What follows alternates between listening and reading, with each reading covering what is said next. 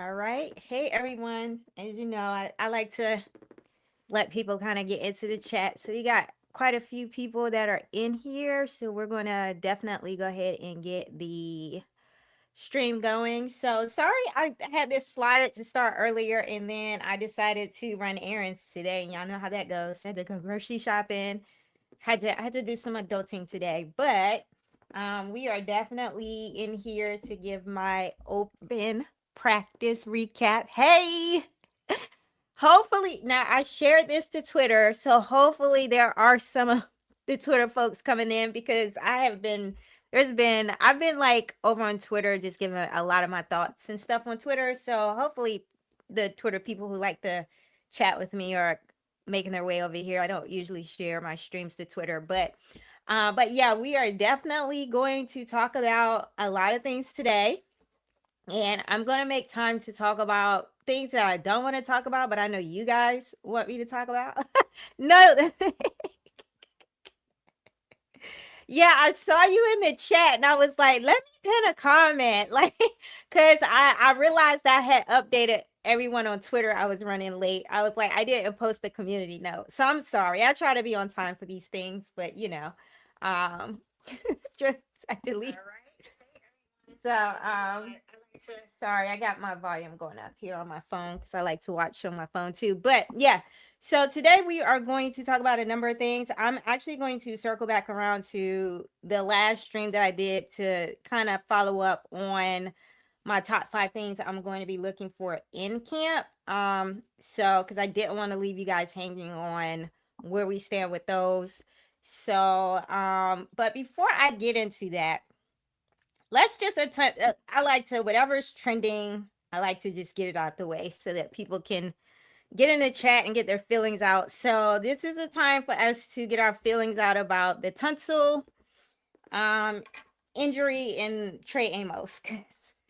Trey Amos came back and then he went out again. And I told y'all, remember I told y'all about Amos and I was acting like I was calling that man a fat and out of shape. I was like, I don't think his body is in playing shape. I think he's nursing soft tissue injuries and maybe they are not being forthcoming in that. I don't know if it's a hamstring or what it is, but it just seems like when it comes to soft tissue injuries, it's just really hard. Like you got to get out there on it, run around, see how you feel, and then if you're not feeling good, then he didn't go to the tent. What I saw on Twitter is that he went into the building, but he didn't necessarily go into like the blue tent. I guess they have a blue tent. I think Tunsil went to the blue tent, and then he went from the blue tent into the building. So I'm not sure if Trey Amos is truly injured. I don't know what happened. I didn't get a lot of I couldn't glean from Twitter what was going on there outside of he just went into the building. So we're on Amos watch and remember that his issue that he has is not with the fibula anymore. It is soft tissue, right? So we know how that goes. Like these guys, these that use their like he runs, right? So it's just he may be one of those guys where it just takes him a while to get back from these soft tissue injuries and feel comfortable. And again, maybe he got out there today and pulled something again. I don't know. I don't want to alarm people, but that's all I have on Amos. Now, let's talk Laramie Tunsil. Everything I'm seeing right now is they say he went out with a stinger, and that's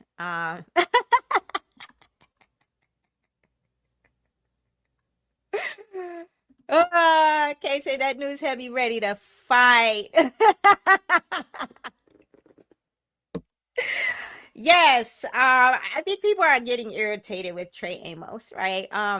There was someone who made a comment that it just feels like Buddy been dinged up since he got here, and I that's the first time I had to sit with that, and then I had to think about it, and I was like, he did have like nagging injuries last season um, that he has to kind of like, you know, play through. So he did play through some nagging injuries last year. So he does seem to be the type of player that stays kind of like dinged up or banged up, and that goes back to what I said about him. He's a very young player who may in his off season and in how he approaches taking care of his body, he's not there yet. Like when I watch some of the more experienced players that's been doing it for a while, like I watched Jamar Chase, I follow him.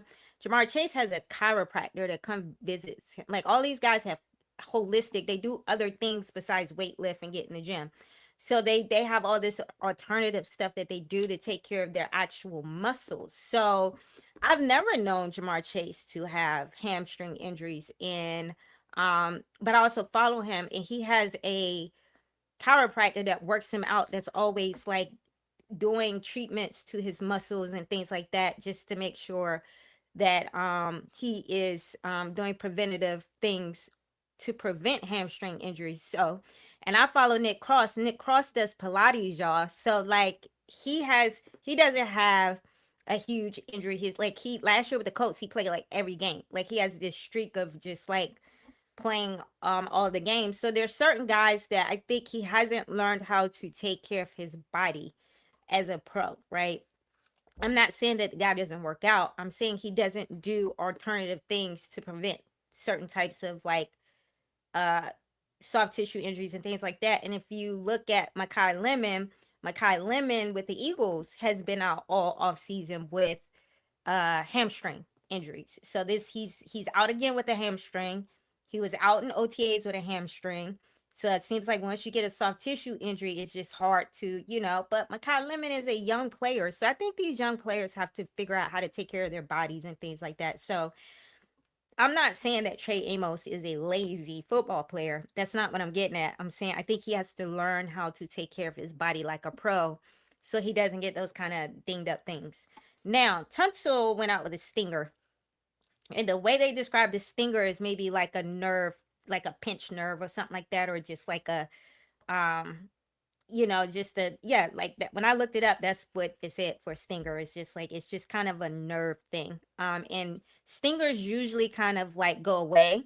So you get the stinger and then it kind of like goes away and you can play on. So the thought process here is that maybe it's more than a stinger or a pinched nerve. So it is, that's what I said, it's a pinched nerve. Okay.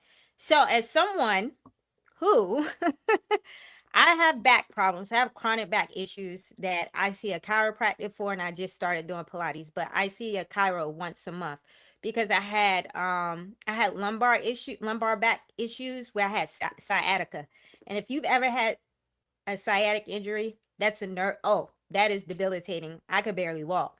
But I actually was able to get through it, but it takes you have to rehab it. And you have to rehab it and you have to get the adjustments. So I had to get adjustments in my back to get that bulging disc back in place to get it off the pinched nerve. So it took some time to do that. But I had sciatica and that hurts. Okay. Sciatica is like the worst thing ever. Now, I also had thoracic back injury from sitting down, like when you sit down too much. So I got that injury when I went overseas to Dubai for like sitting down for 12 hours straight. And then I came back, and what that was a shooting nerve pain from my neck all the way down through my arm, and my arm would kind of like go numb. So what was happening is my ribs, so your ribs kind of go around like this. My ribs and my back were kind of misaligned, and so it was causing the nerve to pinch, and I had kind of that type of pinched nerve. That was worse than sciatica, y'all. So I'm telling you, this up in here hurts. I was like, I would trade this in for the sciatic pain. So that is a painful type of nerve injury. And it's yeah, I was like, give me a sciatica back over that. But they're manageable, right? And so I think if this was a situation, if it's just a pinched nerve, if there's actual stakes involved and we have a game, I think you give him a nerve blocker or something to block that pain, right? He could play. But this is training camp. I feel like they're taking an abundance of caution here because there's no risk. This is the time to pull people out and to get scans and to sit them and to let them rest and things like that. So I do think we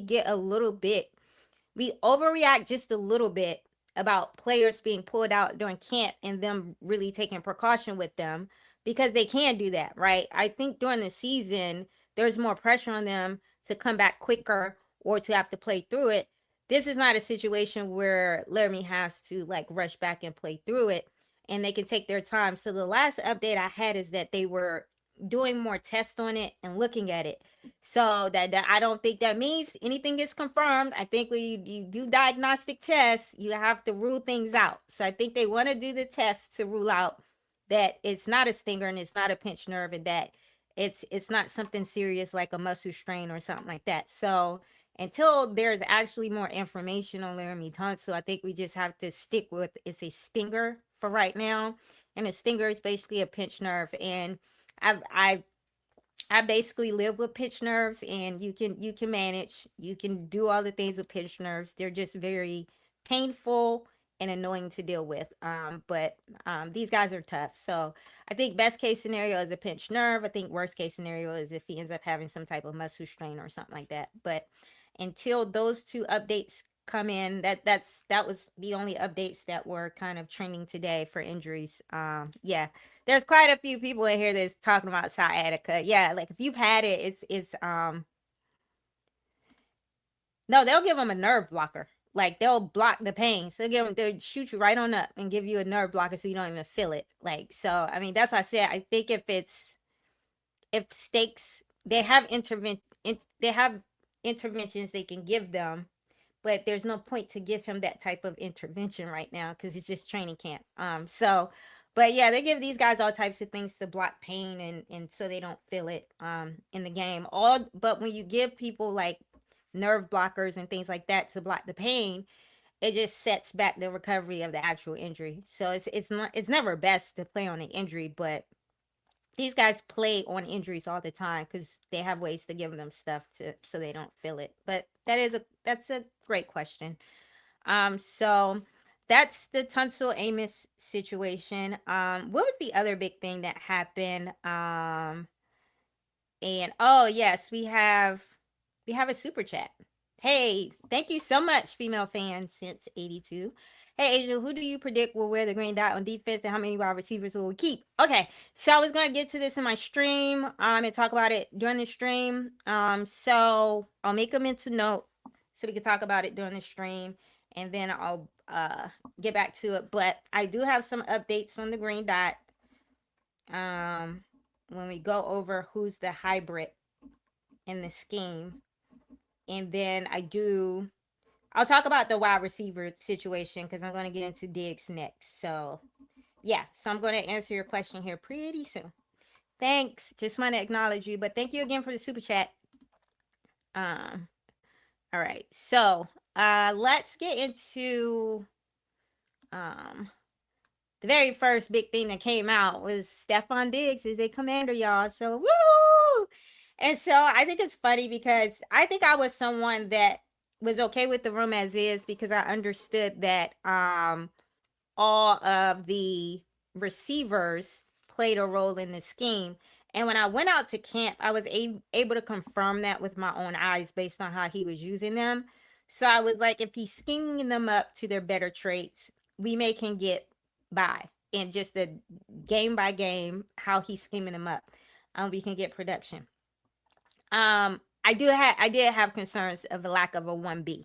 Like if Terry goes down and Terry's injured, there's nobody in that room that can do what Terry does in a scheme in terms of like getting off of defenders and doing things like that. Like most of everyone else in the room outside of Antonio Williams requires the scheme to get them open or their possession receivers or they have a very limited route tree. So they have to be schemed up a certain way. And Antonio Williams and Terry are kind of the other players in the room that are kind of your ISO hoopers that can get it everywhere all over the field in terms of their route tree. Antonio Williams is a rookie. Now, I've been very frustrated with the Antonio Williams situation because he's been primarily running with the twos, and I'm like, I want to see him with the ones. So when I did go to practice, I did notice that they would pull Antonio Williams up for reps with the ones for very specific looks and things like that. So I do think he's going to be used, right? And they have very specific packages and things that they're pulling him up for. I just don't think he's going to be a high volume target starting out. And I came to that conclusion based on an interview that Antonio did after camp. And one of the things he said that it's the playbook. You The playbook is a lot, y'all. It's a big boy offense. The verbiage is a lot. He says a lot of time the play call is super long, and layered within one play call can be several plays. So this is a true pro style West Coast big boy offense, right? And so right now, his skill set on the football field in terms of what he can do physically as a wide receiver is way ahead of just where he is in the kind of like classroom of it all, right? So they're trying to not overwhelm him and let him take his time with the playbook, get a handle on the playbook.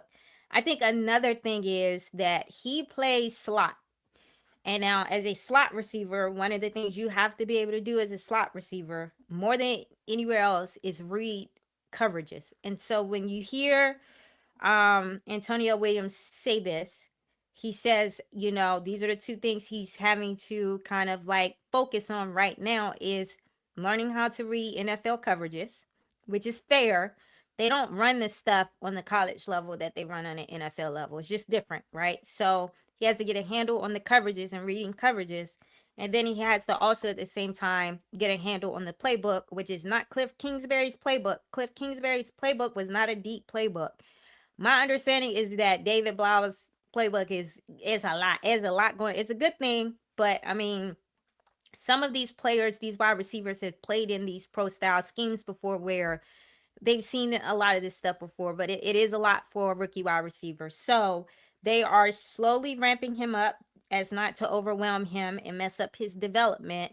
And so he gets some look with the ones and packages, but he's also primarily running with the twos so that they can, just not mess up his development. And as someone who, y'all know how I love Antonio Williams up here, as much as I want to see him with the ones, I do like that they're taking their time with him and not rushing him. So, I know we're going to see the young guy. Like he went viral this week, y'all. I'm so proud of him. Like we got Ocho Cinco talking about our little shifty wide receiver. Steph Diggs came in his interview and was like number 14 Kahoot, right? So people are starting to recognize what we got in that young man, and I'm happy for it. So, but let's talk about Stephon Diggs, because I see some comments in here. So I think this move was done because you can't count on Burks to be healthy. Yeah, I do think that. I never saw Burks as a wide receiver too.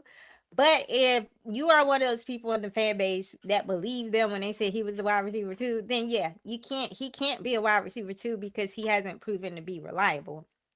So that's one of it. But if you've been following the feed today and you're hearing about Stephon Diggs sitting down in the zone, got a catch, explosive play. Stephon Diggs busting the zone coverage again, got another play. Stephon Diggs is a specific type of wide receiver, and what we call Stephon Diggs is a zone buster, right? So one of the things that people do not give Stephon Diggs credit for is that he reads coverages, back end coverages like a quarterback. And he said it in his interview. Like, the main thing that I want to do is to see the coverage the same way the quarterback sees it, so I can see it from his viewpoint and I know what he's looking at and not necessarily from my viewpoint. And so because he sees coverages the same way a quarterback does, he's able to manipulate his routes to find spacing in very tight window areas, or when the coverage is sticky. So remember early on, people were like, the coverage is sticky, people are not separating. When I went to camp, I saw the wide receivers separating. I saw the wide receivers separating within the context of certain wide receivers and certain route concepts, and they were getting open on their route concepts. But when you got to certain parts in that coverage, and that's where those linebackers are, and we're going to talk about that because this is a linebacker heavy scheme, safety and linebacker heavy scheme. There are no throwing windows because of all the length and speed. So the linebackers and the safeties are closing, using their athleticism and their speed and their length to close those throwing windows. So these are very tight windows that this coverage scheme creates for you to throw into. So what you have to do is have someone like Stephon Diggs that works out of the slot that can use his route running to kind of manipulate the linebackers to move the linebackers out of the way, or for him to kind of like find certain so he doesn't he can ISO in his route, he can adjust his route that he's running basically. So he can play off script. Whereas other wide receivers, this is your route, they're gonna run that route. Wide receiver Stephon Diggs gonna read the coverage and go, okay, I know the route that I'm supposed to be running, but I'm gonna have to like cut this right off and do something different. So that is the difference between a Stephon Diggs and your most wide receivers. This is an elite skill set and trait that not too many wide receivers have. So when y'all saw me getting on streams and y'all was throwing out Debo name, and I was like, no, I don't want Debo. And y'all was like, well, he has 700, and I was like, I don't want Debo. It was Stephon Diggs or Brandon Ayuk for me the entire time because of the type of route runner that they are and what this scheme needs. So I'm going to say this. I feel so much better now that we have Stephon Diggs, because I felt like before we had Stephon Diggs, all the wide receivers in the room were playing kind of a slot ahead of what their skill set. So we were kind of bumping all of them up one in the depth chart. Kind of like each, like we were calling, for example, wide receiver 3 Luke. Luke's now wide receiver 4 now that he's pushed down the depth chart because of Diggs, and I think that's where Luke belongs as the wide receiver 4. I don't see Burks as a wide receiver 2. Antonio Williams can very comfortably be the wide receiver three and not carry the burden of trying to be the wide receiver 2. Same thing with Treylon Burks. So I think adding Stephon Diggs in the room puts every other wide receiver right where they need to be in terms of their skill set and trait what they do. So I think now that we have him, the room is perfect. I think the back end depth of this room is nice. It is elevated. The floor is elevated, and I always felt like we needed one more piece to raise the ceiling. This room has the ceiling raised and the floor. So I am no longer concerned about the wide receiver room with this addition. So yeah. Yeah, I haven't touched on Brandon Coleman, but I'll talk about what's happening with Brandon Coleman, because it's a legit camp battle. So Chris Paul got his reps, and now they got Coleman in there getting his reps. So honestly, you're not going to hear anything about the offensive lineman based on how stuff works. He's an interior lineman. If you're hearing anything about offensive linemen, it's going to be the tackles, because these edge rushers are just getting off, right? So it's just hard for you. Just like people are like, I'm not hearing anything on the interior lineman. The way that practice, these are like passing, like 7-on-7 and 11-on-11. They do kind of run fit for 11-on-11, and then 7-on-7 is poor passing. So those interior linemen don't flash, right? Like they're not like edge rushers or tackle making a stop, right? So I don't think you're going to hear too much about the interior linemen until one of the coaches kind of tells you how that's going, or until they put the depth chart out there. It's just, as someone who went to the practice, it's hard to see what's going on in there unless you're intentionally looking at the interior lineman to look for what Coleman's doing. The only time you're going to hear about an interior lineman if they miss a blocking assignment. So if you're not hearing about Brandon Coleman, that means he's doing his job. That's the only way I can you're not hearing about him because he's doing his job. And a couple of times, I think when he first got in there, he kind of had to acclimate, and so he kind of missed the block here and there. But I haven't heard anything about Brandon Coleman since then. It's been quiet, and maybe that's a good thing. You don't want to hear about the interior lineman. You just don't. So yeah. Yeah, JD even says some of the verbiage is too long, need to be cut down. Yeah, no, they're working on a system where they can like cut down the verbiage a little bit so that the play calls are not as long.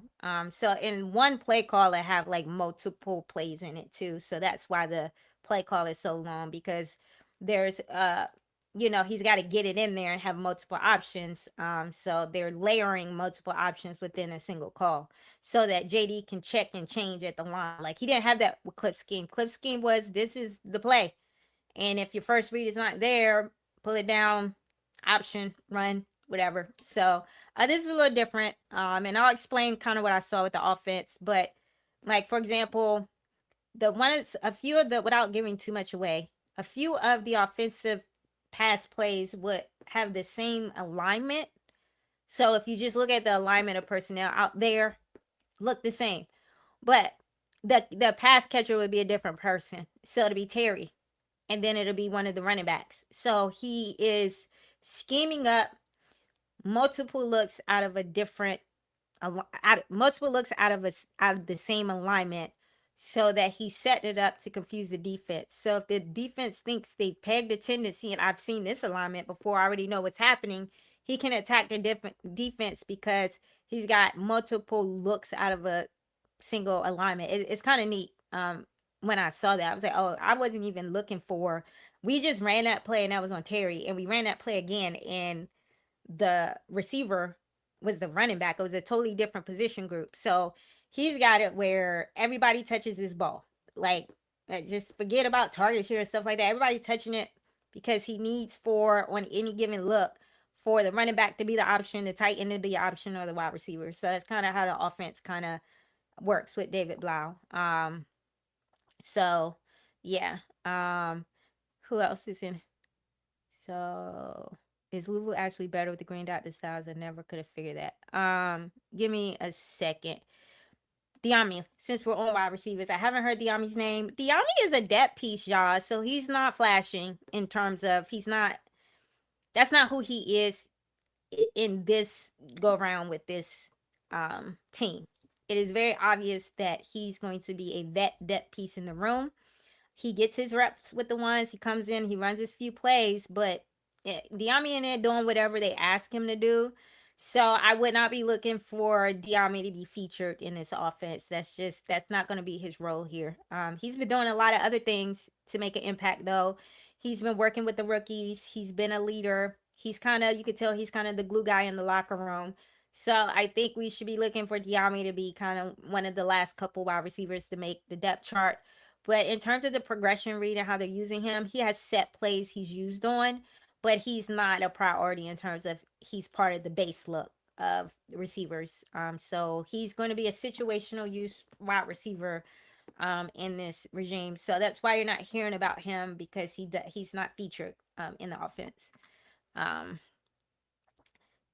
you saying that Diami's going to be a gunner? Oh, they have Diami in there on kickoff. So Diami's in there on special teams. Traylon's in there on special teams. Like, yeah, so he is going to kind of be the guy. They didn't bring him back to that. It's over for Diami as it pertains to trying to prove himself as kind of like a starting level wide receiver in the league. I think there's no more runway for him from what a GM wants to pay him. GMs are wanting to pay Diami like he's a vet piece, because you're getting a little older, and now we have to move on to these younger players because they have more of a developmental runway with their age. So unfortunately, Diami's aging out, so I just don't want to set people up to look for him to be flashing, and that they brought him back to be like this significant piece. He's going to be a vet piece. There'll be some days where he's not even dressing out and in an active if he makes this roster, because of where he is in the depth chart. All right. So everybody's getting ahead of me in the stream, but I try to at least interact with the chat and not ignore you guys. So if all the green dot questions, we are going to address that right away. I didn't see any more comments about Stefon Diggs, but this was the missing piece, y'all. So this was what was needed to round out David Blau's playbook. And if you've been on Twitter today, he out there catching passes all over the place. He's selling right in. So I do believe that this was something they was working on the whole time, and they knew it. David Blau knew it when it got close. So they probably been building this playbook around Stefon Diggs being a part of this. So I would not be surprised if by next week you see him solely getting first team reps and selling him right in, because I think David Blau and David Wright are ahead of this in the past game, and that they knew this was going to happen, and they've been building out that playbook as if he's there. Oh yeah, listen, door gunner. The young kid is physically gifted in terms of what he can do out of his releases and his breaks as a receiver, and he's a savant as a route runner. he's saying it. He said, I have to learn how to read NFL coverages. This is where Stefon Diggs is going to be good for Antonio Williams because he's going to teach him how to read coverages like a quarterback. That is where having a Stefon Diggs in this building is going to be great for Antonio Williams. They are the same type of player. And so for you to get the same type of player in the room from a skill set, trait, and everything they do and how you're going to use them, yeah, this is going to be great. I'm so excited to have Terry, Stefon, and Antonio Williams as kind of who's going to be featured in this scheme. And when you pair that with, listen, y'all, Bill killing it in the pass game. I'm sorry. I was very impressed with Bill. Like, I was not going to talk about the running back room. That running back room looking nice. That running back room is looking nice. Rachaad White impressed me on outside zone. I didn't think he had it for outside zone because I find Bill to be a more powerful outside zone runner. And he was efficient in outside zone. Now, they out there in their underwear, so we got to see it in pads. And then they got Fat Man K-Tron, my power back in there catching passes. And listen, they get him in space. And nobody going to want to get in front of K-Tron Allen in space and tackle him. So I do like that they are using all of these running backs in space and in the passing game, because I think if you saw my running back video, I had slotted them with very specific traits. And I said in an ideal situation, all of them can demonstrate to do all of the things. So all of them can be zone runners. All of them can be pass catchers, because nobody can peg a trait, right? If Bill didn't get his pass catching under control, then when Bill's in there, is it's not a pass game. But Bill has really been, in pass games. So is Bill blocking though? I think you're gonna have to wait to see about Bill's blocking when they put pads on. I'm telling y'all, they out there in underwear, and they're not going 100%. So it's like it's just really hard to eye test those things until they actually start playing. I would look for stuff like that. I would look for the trench work. So how the guards, interior linemen, things like that. I would look for that in preseason when they fully put the pads on and can play 100%. Because some of these things and what they're working on the install, this is very pass happy in what they're practicing. They're not practicing a lot of run stuff and so and it's a lot of big bodies in there. Like, I couldn't see nothing. I gave up. It's some big boys out there. So it's like after a while, it's just I can't see nothing. It's too many big bodies. So yeah, so it was hard for me to gauge what was going on in the trenches. Hey, certified commanders. Let me see. I thought this one.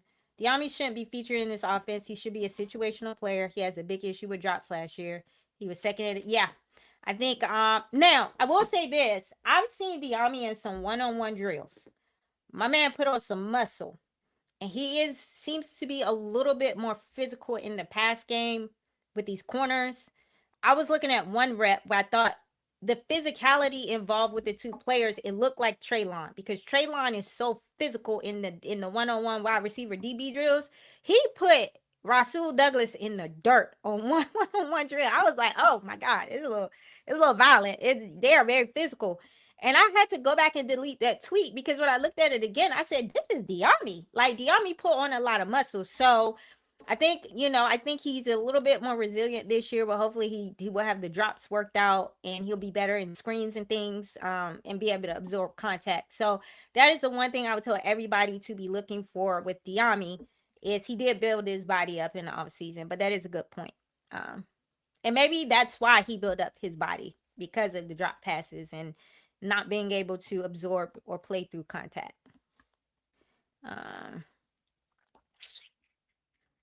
Yes, since we're here on Diggs, wide receiver Jaden finally has multiple quick separation options. Hopefully he won't have to hold the ball and take those extra hits. Yeah, I agree. I can't gauge anything based on our pass rush in practice, because our pass rush is he's scheming up some crazy exotics out there, and the offensive line can only do so much. But I do think our offensive line and Jaden going up against that type of pressure look every day. Listen, I tried to tell y'all when people was in my stream talking about I'm concerned about the defense. Look, man, Oweh out there giving Tunsil go. Like, I was like, all right, it's time to sit Oweh down. We get it, bro. Tunsil a big dude.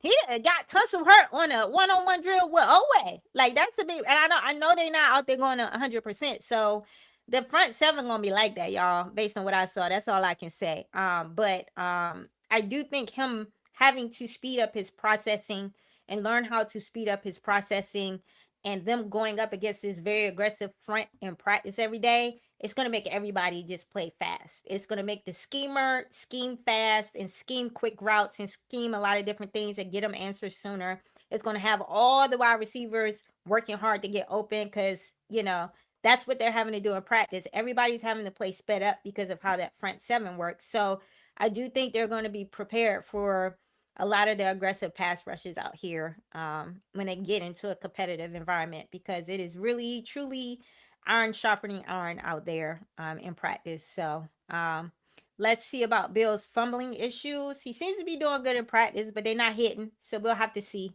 how that goes. But I do agree. So,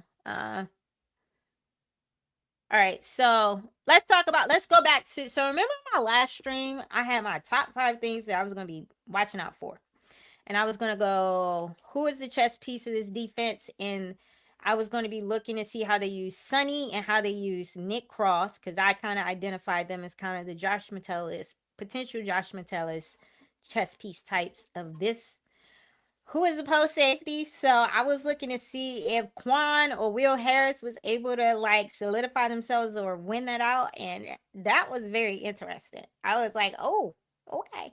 When we talk about that, the battle for the left guard position and who is wide receiver 3, that's why I wanted to lead with Stefon Diggs, because that changes everything. But in the last stream, I was looking at, this is before we added Stefon Diggs, so it was like, who is the wide receiver 3 in targets between Treylon and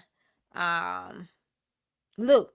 Okay, so I got to update there, and then sitting on tight end 2 watch. Okay, so let's talk about who is the chess piece of this defense, and back to all the green dot conversations in the chat. So let me see if I can go back and find those.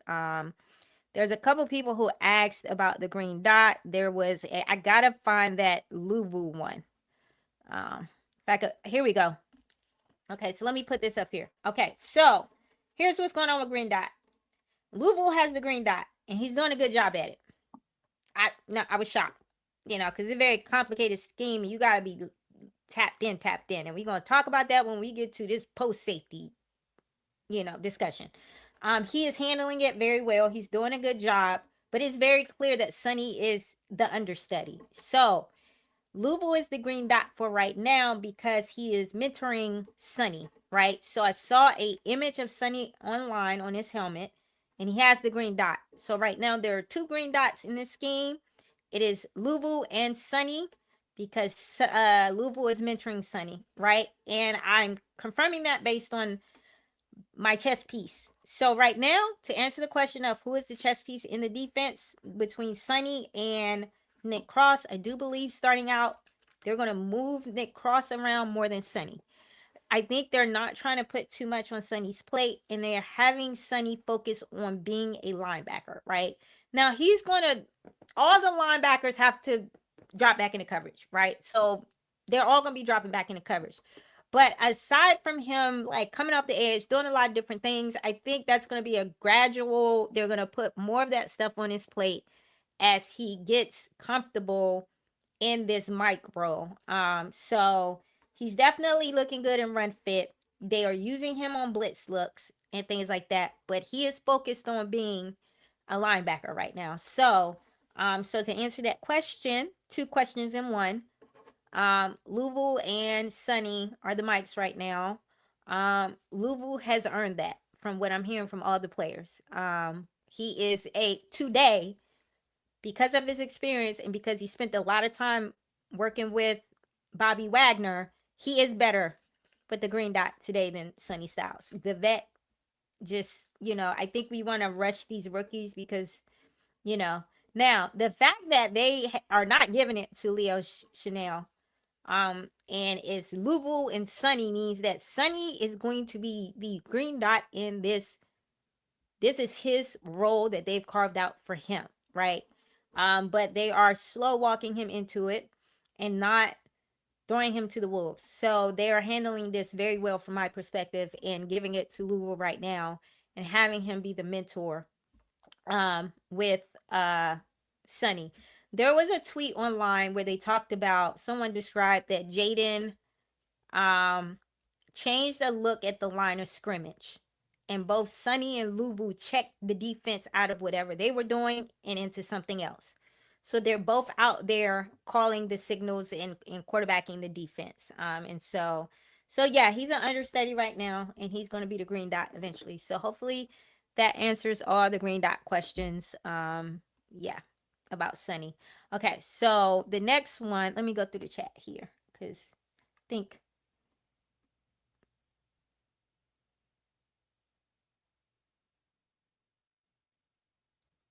Yes. Yeah, I do believe he's been wearing the green dot the entire time. So yeah.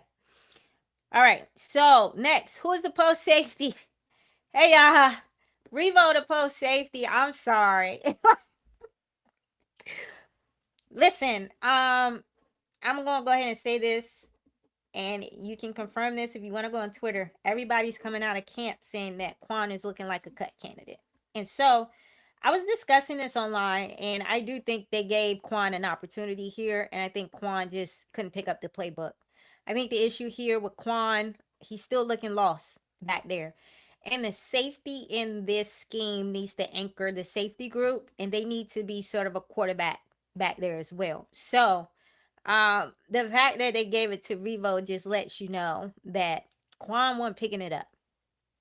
And if Quan's not picking it up, and he's a Revere draft pick, y'all know how this group been getting the Revere draft picks out of here. So, from what I can see, Quan has primarily been running with the 2s and 3s.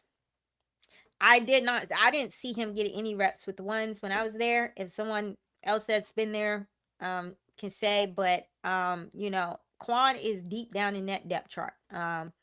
And Tyler Owens, because y'all know how I felt about these special team safeties. These special team safeties are earning their keep on defense.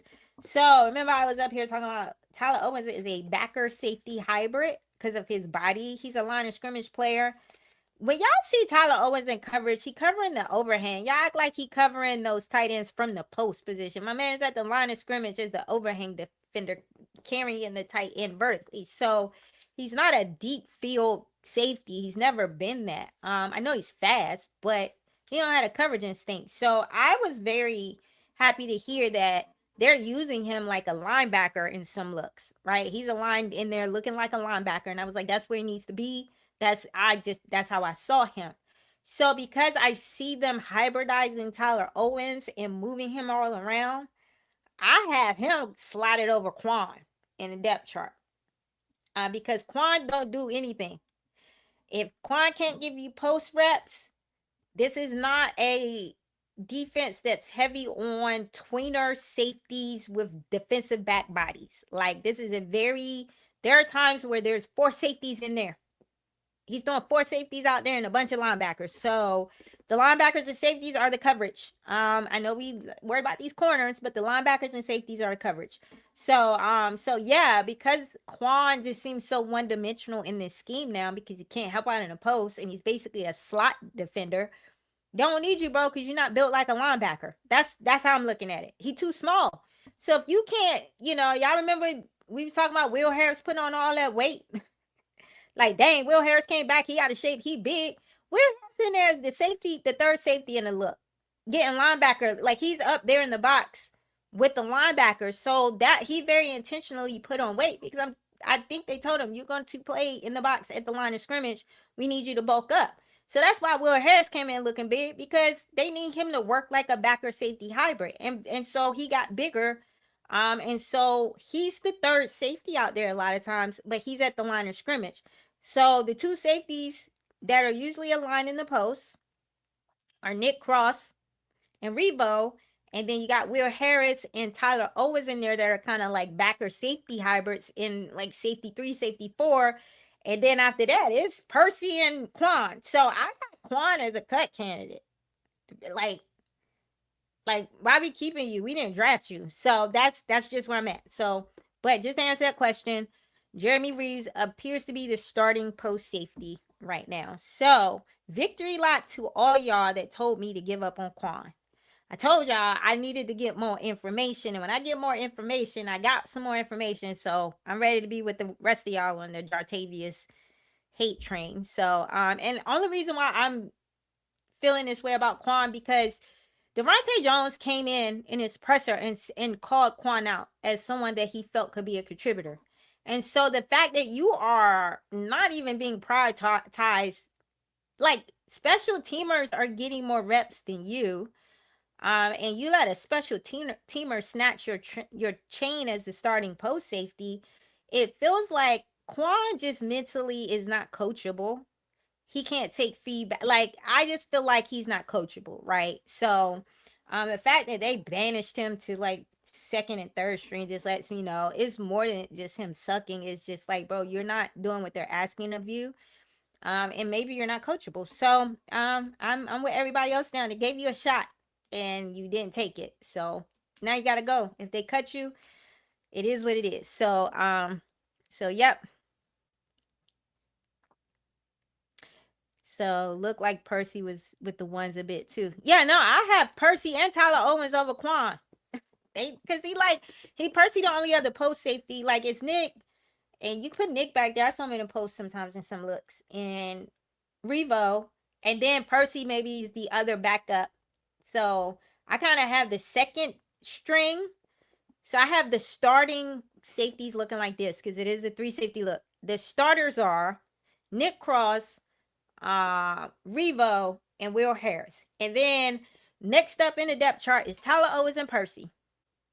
So that's what I'm saying, y'all. Like, somebody tried to tell me. I said, no, everybody's getting bumped with the ones except for Quan, from what I can tell. So it's like Quan pissed the coach off. Like, I think they told him this one I got anyway. This was a Revere. He one of the last few Revere picks, and y'all know I think Quan gonna get cut. Because they trying to prioritize all these young guys that they bought in here. And I'm just saying, they got these UDFAs are hooping. They're gonna have a very strong UDFA talent pool. Like, the UDFA is getting all the interceptions. Like, Malik Spencer got like 2 interceptions in camp. I think Fred Davis got an interception today or yesterday. Like, the UDFAs are hooping, so they're about to let Quan go. Like, I just feel like they about to release him based on how they moving.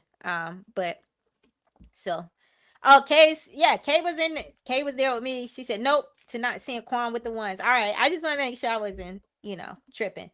All right, so the battle for the left guard position, Coleman. Oh my God, I set the timeline of feed today when I said I don't think right now we need to be focusing on getting Coleman tackle practice reps. Everybody told y'all was on me. I was like, hey bro, we got to learn how to contextualize. So listen, Tunsil went out today. Everybody was swapping down. We needed to take Coleman out the guard slot and put him in tackle and prioritize him in tackle for practice reps.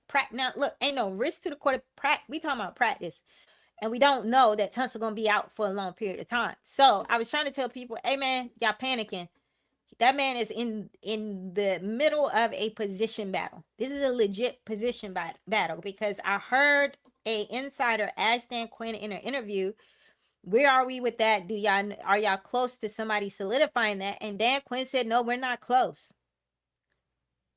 So I think they work in the program with them dudes. And a lot of people was like, well, I heard that Chris Paul was getting all the reps on the ones. I said, yeah, because I think they started with him to get him his rep time and to work certain positional things.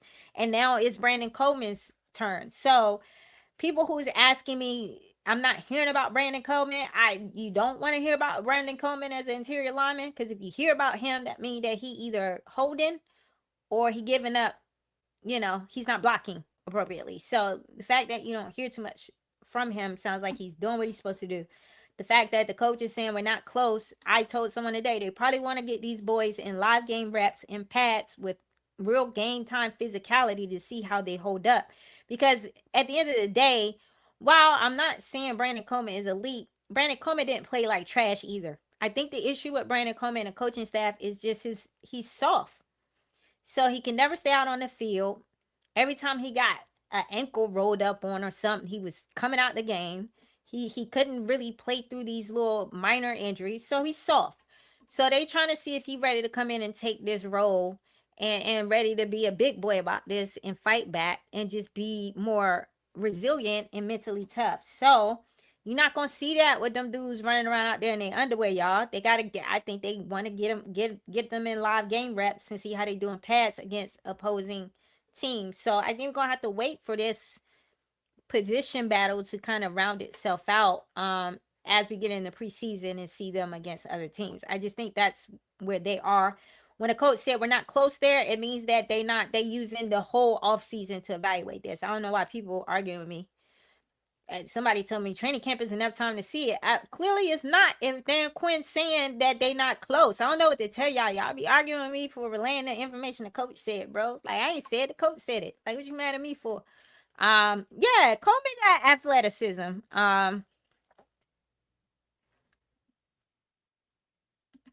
Wally's not a left tackle. They put a body in there. It's in his practice sack, so it's not. Ain't nobody hitting JD. I think they just threw a body in there. It was like, hey man, we was not expecting Tunsil to be out, and we want to keep Coleman in the guard.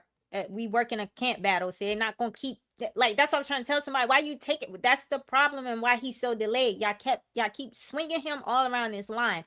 He need to focus on the guard position until we get information that says that Tunsil is not coming back and going to be back in time for the season. And then when we get that information, then you can figure out how to split his rep time between guard and tackle and make sure he stand. But like right now, keep that young man in guard. Like it don't matter if Andrew or the turnstile in practice. They listen, man. They letting them continue to play either way. So whether you get there for a practice sack or not, they letting JD finish the play. So it's not impacting anything significantly as of in the short term. Prioritize him at guard. So but yeah, Wiley's not a left tackle. So yes, he absolutely looked bad at right tackle because that's not what he plays. So I just think people need to stop paying attention to one day practice rep of somebody they threw in there at the last minute. So yeah. If Sonny is best with the green dot being up, I didn't say he was best with the green dot. So that's my answer. My answer is today, Louisville is better than Sonny with the green dot. Sonny is playing Sonny's processing slow. That's what Dan Quinn said. He's playing perfect. He's processing slow. He's not playing instinctually because he's afraid to make a mistake. Dan Quinn had to tell Sonny it's okay for you to make a mistake. Make mistakes. Practice is for making mistakes. So, no, Sonny is not best with the green dot. Louisville has it right now because Sonny's not ready. We got to accept that, bro. We don't have to fast track the rookies. Louisville is doing a great job with the green dot based on what everyone is saying, his teammates. And then I went out there and saw him with the green dot. Defense is running smoothly. So ain't no need to rush Sonny with the green dot because we want Sonny to have the green dot. Like, we don't have to do that. Yeah, I agree with this. This is why they are not. And some of y'all like to give up on players, and y'all got y'all reasons. I'm telling y'all, he was soft. It has nothing to do with his play and why he got his job taken. He was soft, and they didn't want to deal with him being soft. He has the talent, skill, and athleticism that's never been Brandon Coleman's problem. And y'all sit up here and act like Chris Paul in his metrics and what he does plays significantly better. They let that man go in free agency to test free agency, and nobody wanted him, and he had to come back and take a cheap deal. So I don't know why y'all talking about Chris Paul like this. Y'all talk about Chris Paul like he's some elite guy. Like they both of them play about the same. Y'all just don't be liking players, and then y'all take the player that you want to take their spot, and y'all create this narrative that they more elite. Nah, like if we're being honest, if we saying Brandon Coleman suck, Chris Paul suck too. They play on the same level. So I'm not even doing that. So somebody say, why didn't they put Trent? I don't know. Trent Scott might have been running with the twos. That was another point I made. Like they got first string offense and second string offense running out there. It becomes a matter of bodies. You just don't be having enough bodies to like run 11 on 11 drills across two, first string and second string. I don't even think Athan or Sam Hartman is. I think they shut the third string down, and it's primarily first and second string. So I wouldn't overthink who they put in there today. I think they just threw that man in there because they did not expect, Chris Paul is not a. Thank you. Chris Paul can anchor, and he's a good pass pro, but in terms of the athleticism needed to block on the move and get to those spaces on the second level to block, which is what you need in a zone scheme, Brandon Coleman is better for that. So that's why they taking their time with this, because both of them are better in certain things, right? Like, it's not like one is elite over the other. Like, they want to get this to the run game. I think that's what's happening. They want to get pads on and see both of these dudes in actual run game, not in training camp, because that's run fit, but run game against opposing teams. Like, you can't stress test these guys against your own running game and you just can't. I think you just can't do it. So you want them to go up against other teams' run defenses, right? So you can see how and they can't really be physical in practice 100%. So like I said, like, they want to get these dudes in pads before they solidify this. So like, let's just let this play out through preseason. So the battle is ongoing. Um Goldman is on second team with Marcus Mariota, and I don't hear as much mishaps between Marcus and Goldman in terms of just errors and mistakes that I hear between Good Jones and Jaden. So I think, again, I want to go back to the playbook piece of this. This playbook is a lot, y'all. So they're going to slow walk Goldman, and a lot of it, Goldman as a center has to understand what's going on in the playbook too, and he got to call out protections and things. It's a lot. So the offensive players are primarily running with the twos, Katron, Antonio, and Goldman, because the playbook is a lot. And so even though you may feel like their skill set and traits and what they do on the field, they're there, they still have to learn the playbook. I think a lot of these rookies are still getting a handle on the playbook. So he is in there with the twos, and I think he's in there with the twos, not because he can't beat out Nick Allegretti or nobody else. They don't want to rush these rookies in this new pro style scheme. They don't see stuff like this on college, y'all. Like, what they do in college ain't nothing like this. So they're just taking their time with the rookies. But I don't hear much about Gobin. And if you're not hearing a lot about an offensive lineman, that's a good thing. When you hear about Julius Good Jones, it's because he snapped the ball over Jaden head, or there was a mishap, or something. Every time you hear that man's name, he done messed up something between him and the handoff with Jaden. So the fact that you're not hearing about Gobe means he's doing his job. So, but yeah, he's definitely playing.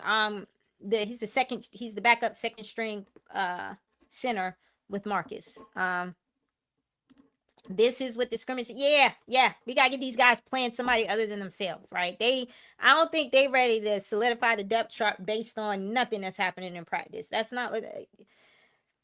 No, they got it. That's why they were real adamant about getting these competitive practices on the schedule in the offseason. They did it against themselves last year, and when they ran out what they put out there based on how they evaluated it in training camp and going up against themselves, it wasn't good enough for everyone else. So I think they want to stress test this against everyone else before they start solidifying these depth chart positions. So yeah, that's a good point. All right, so who is wide receiver 3? Okay, so Stefon Diggs is here. So everybody gets pushed down. So this is now who is wide receiver 4. And so I have it as somebody asked me, what was that chat? About the wide receiver depth chart. How many wide receivers? Okay, here we go. Big picture 956. How many wide receivers do you see us keeping? 6 or 7? Okay, so 7. Okay, hear me out. And I got to write this down. Okay, so Terry is 1. Diggs is 2. Diggs is 1B. But we could say 2. So we don't hurt people's feelings. Antonio Williams is 3.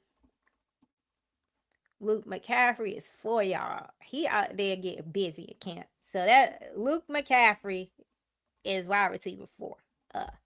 Then after that, I have Burks after Luke. Lane. So what's that? 1, 2, 3, 4, 5, 6. If we go 7, I have Diami, the 7th wide receiver in the room, and then I have Van Jefferson getting released. Now, if we don't go 7 and we go 6, I have them stashing Diami on the practice squad. Nobody coming to get Diami off that practice squad. So they're going to stash Diami on the practice squad. So that's how I see the wide receiver room. But in terms of what I saw at practice and who appeared to be an intentional part of the scheme in terms of target share, it's Luke. Luke gets more targets over Treylon. I know they are saying he's lining up as the X. You have to line Treylon up as the X. He's a big body boundary, right? And so he can get off press man. So yes, he's going to be the X in there when you put him in there. But they use a lot of bunches and stacks, y'all. So he is the one boundary, and then the rest of it is on the field side, play side, is these bunches stacks with these receivers kind of like releasing off each other, creating these kind of like rub pattern. Like it's a lot. Like it's a lot going on with motion.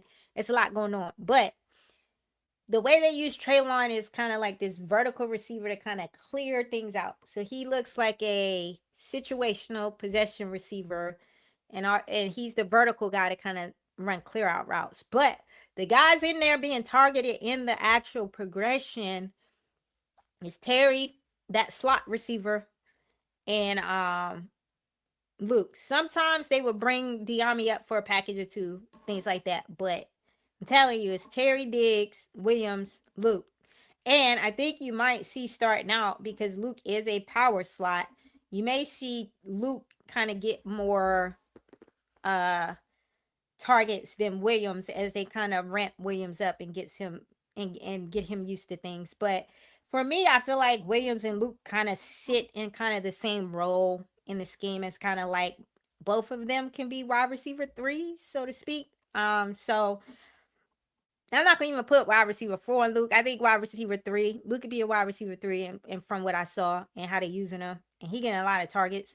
But I think the one that's eventually, as time goes on, their skill set, the ceiling of Williams' skill set, when he finally gets to where he's comfortable in his scheme, I think he's going to eventually beat Luke out as the more prioritized wide receiver in the slot, because Luke's kind of like a power slot. So, but yeah, that's how I think that Luke is over Burks, because that was the question. Was it going to be Luke or Burks? And so I think Luke is over Burks. So we kind of answered that question. Let's see. Hey, Kay. Casey, you darn right. Y'all know Luke is her guy. Am I crazy? No, you're not crazy. He's a good punt returner. He is, right? So y'all know, like, I've gotten over my whole, like, I heard somebody say, I don't know if it's an insider saying, now remember, we drafted him to be a punt returner, and that lets me know how that building looks at Lane. Like, look, man, just return these punts and give us something, punt return game. And if you give us something, the receiving game, that's extra. So I've gotten over the fact that Lane just takes up a spot. But yeah, like, he gotta be a Pro Bowl punt returner, man, because look, you eating up wide receivers depth chart space because you're supposed to be good at one thing. So yeah, you're not crazy to think that he could be a Pro Bowl. He needs to be a Pro Bowl punt returner. Like, I'm not even putting that out there as like a maybe. No, he got to earn his keep. And for you to eat up a roster depth spot in this room like this, you got to give us Pro Bowl production and justify it. If you're not going to be catching passes, like, that's how I see it. Yes, Jihad Shakir. Our receiver core is Flames. The Three Amigos is my new name. I like that. I like that. Man, I can't wait to see it all come together. I'm very impatient. I want to see my rook out there right now, but I've heard him speak, and like, he seems to be appreciating that they're slowly ramping him up. So I won't rush him. But listen, man, they're gonna be running some of the craziest routes you ever see. Like, they're gonna have the linebackers on skates over the middle of the field. Like, yeah. I'm so glad we got Diggs. Like, we needed this. Like, there's like a huge burden that's off my like shoulders. I feel like we going Philly and beat them boys. Like, beat them pretty bad. Like, so, like, I'm feeling that optimistic. The center position I don't think it's a cluster. I think Linderbaum was y'all don't want to hear this. Linderbaum was the get. And when they didn't get him, they pivoted to drafting their future center in Gobin. And Nick Allegretti right now is a stopgap till they can get Gobin ramped up, right? And that's their plan. And the fan base being uncomfortable with that ain't got nothing to do with what their plan is. We don't like the plan, so it's a clusterfuck. They probably feel like they are sitting nice because this they plan. So I think they have a plan. We don't like the plan. So I think that's just where the disconnect is right now. So uh Antonio's wide. No, he for sure is wide receiver 3. I like listen, there's a ceiling or cap on Luke's skill set. So I think eventually it's gonna be like Antonio overtake Luke, but Luke is solidified at wide receiver 4 because the ones behind him not better than him. That's all I'm saying. I'm saying right now, based on what I'm seeing in reps, Luke is getting primarily reps all with the ones. And so this playbook is kind of built around Luke right now in that he's getting a lot of target share. So don't be surprised when you go out there just starting out where you see Luke looking like more of a priority than Antonio. It's because they're slowly ramping the rookie up into the scheme. So that was just the point I was making about that. Yeah, Luke is definitely balling. He in there. Well, I'm not gonna say that. I don't want to be negative about Mikey today. Is Diami the only speed guy? All right, so let's talk about speed versus a vertical threat. There's multiple ways to get behind the defense. It's Diami and Van Jefferson are the speed guys in terms of like who's the fastest wide receivers compared to everyone else. But Terry is a long strider, and Terry has consistently proven to be the take the top off guy in this offense, just on tape, right? Like he is usually the vertical guy when Jaden throws a deep ball. And I need y'all to understand the level of chemistry that JD has with Terry on the deep ball. So now that we have Diggs who can play inside out slot, and then you got all these other slot pieces underneath, the vertical take the top off guy in this scheme gonna be Terry. Now the speed guy is Diami, and that's why I have Diami making the team. Because he does give you that. Like that's the only thing Van Jefferson gives you is kind of like he's a vet, experienced wide receiver, and he has speed. Well, Diami gives you speed too. So it's not like Van Jefferson is going to be getting a lot of targets. So that you kind of hold on to Diami over Van Jefferson. I think Van Jefferson is just slightly older than Diami. So y'all know how the GM feel about age. So I was not a Luke believer. I'm going to have to see it. Oh, yeah. No, he's showing it, man. He's showing out. He's definitely showing out. Terry Diggs, Luke starting as, yep, that's how I see it. Just based on what I saw in camp and just the targets. Now, the way that the packages that he is scheming up for Antonio Williams are very creative. So they're going to use this young man. So don't think that David Blau is not using him because they did bring him up with the ones and some packages to like get some bump on certain looks. Yeah. He might have been pro, but who Luke. Oh, yeah. The punt returner. Yeah. Yeah, they do have Diami back there playing special teams. That's why I got to make it. The only wide receiver in the room that I did not see get back there on special teams, y'all, is Van Jefferson. They even had Treylon Burks back on special teams. So, you know, when they start extracting more value out of you, and Izzo, they find a way for Izzo to use you, yeah, it's over. You making a team because you provide special teams utilization. So that's kind of why I got Van Jefferson being released because I ain't seen him back there on special teams. Can't trust Diami. Always looks great in training camp. Diami don't look great in training camp. So I'm sorry. Diami just running around with the second string and coming up for a few packages. So I get what you said about Diami, but Diami not having one of them training camp jobs. Like he just here, he a vet in the room. So he making the team because he JD friend. Like so, and because he's part of the brotherhood. Like Van Jefferson just got here. Diami was drafted by this organization. They love Diami. Like he's part of the family. So they're not about to cut Diami from Van Jefferson. But I'm not to make the comment that Diami looks great in training camp and disappears. I can't say that this year because they're not using Diami like that. Like Diami, come up here, run your 1 or 2 kind of routes that I got you schemed up. Then go back with the twos. I need you to kind of like check in on the rookies, seeing how they do. I need you to be the locker room guy. That's what Diami's doing this year round. So Diami not really like he not having one of them training camps like in the past where he was like a training camp all-star. He's just a vet. That's what Diami is. So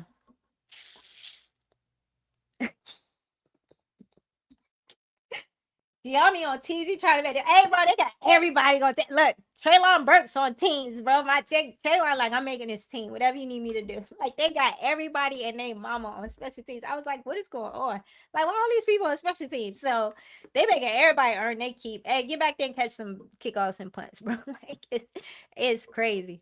I'm not over that. Hey, I'm not over quite a few fumbles from that daggone Eagles game. Diami ain't the only one, man. Like,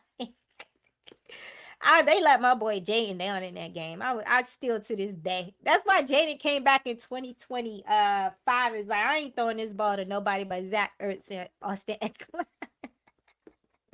He ain't trust nobody in the room. Like, everybody let him down, bro. Like, where does Jaden Bradley fit? I think he's gonna make the squad as a UDFA. He's like, so in the past, they would just have these random guys as UDFA. Look, man, I think they want a high talent level on practice squad and scout team. Like, so even though he's making it as a UDFA, they got him running with the twos. So like some of these UDFAs running with the twos. So they really are giving them access to high level reps with high level quarterback play. It's a little different, like, so but if he's a UDFA that makes the practice squad, I think it's hard. I think it's gonna be harder to make the practice squad this year. They released Chris Hilton today, so I think it's gonna be harder to make this practice squad this year. Because if I'm saying they might stash Diami on the practice squad, I'm telling you that's the type of depth that they have this year. So we're gonna get some really, really good high level talent on the practice squad. That if somebody needs to come up, it's not gonna be a significant drop off. And I think that's what you want, right? So don't feel bad if Jaden Bradley makes the practice squad. The way they treat him in actual practice is like they give him opportunities with the second string quarterback. Like they like him a lot. So they're really invested in him. They seem to be invested in Malik Spencer too, because I heard a Malik Spencer interview and he was like, yeah, I'm being mentored by Will Harris. So they have kind of like identified certain UDFs where they have them working directly with key vets, and the key vets are primarily like their kind of like mentors. So they're doing that with Malik Spencer too. So I just don't think you invest that much time into some of these UDFAs if you're not going to hold on to them or believe in them. So I think Malik Spencer makes the team as a UDFA on the practice squad. I think Jaden Bradley as well. So I just don't feel bad if they don't make the 53. I keep trying to tell people that with this group, they see the practice squad as an extension of the 53-man roster. So they don't necessarily see the practice squad as the practice squad. They see it as an opportunity to expand their 53-man roster. So they're still looking for high-level talent for the practice squad. So Diami don't run no routes. I would cut him. Cut him for what? Like, you could put him on the practice squad. Nobody come to get him. Like, Diami not taking nobody's job. Like, they don't, like, Van Jefferson a camp body. Like, so, like, there's no point to cut Diami when you can put him on the practice squad.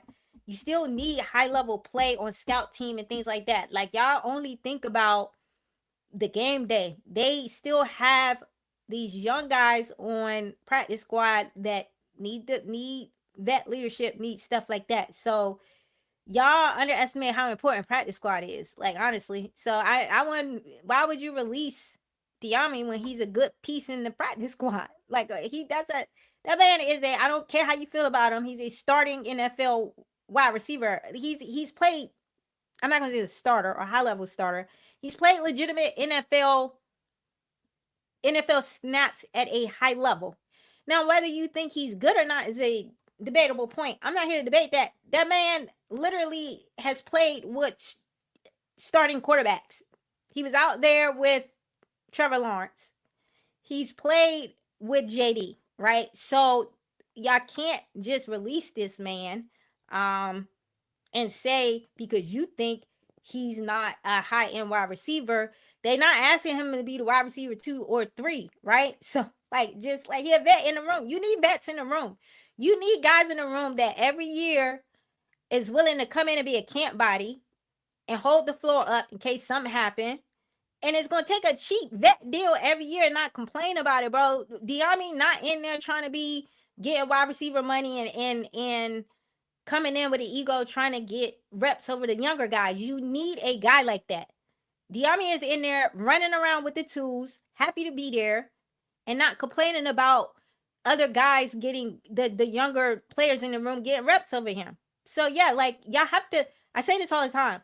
You gotta have core guys on them. It's a 53-man roster. You want your elite trait players, but you gotta have these core players. Diami is giving them reps on special teams. Like Diami is doing other things besides playing wide receivers. So yeah, like you need bodies on these rosters. So I don't see them releasing Diami because we think he suck as a wide receiver. He's providing value in other ways. All right, let's get to the tight end 2. How many tight ends you think we're going to keep? All right, let's talk about Ben Sinnott on tight end 2. Watch. Now, I do think Ben Sinnott is tight end 2. There's a significant difference between how Ben Sinnott moves as a pass catcher and Bates. It's not even close. Y'all don't understand. So I know y'all hear like Yankoff makes an acrobatic catch every now and then you might get a tweet about Cager making this crazy, But that's it, right? Ben Sinnott is in there giving you rep after rep after rep. Like every time I looked up, the pass was to Ben Sinnott. Oh, pass to Ben Sinnott. Oh, pass to Ben Sinnott. Ben Sinnott is an integral part of this actual scheme. And when they ran that power, when they had him back there as a fullback in that red zone, look with Katron Allen, I got excited.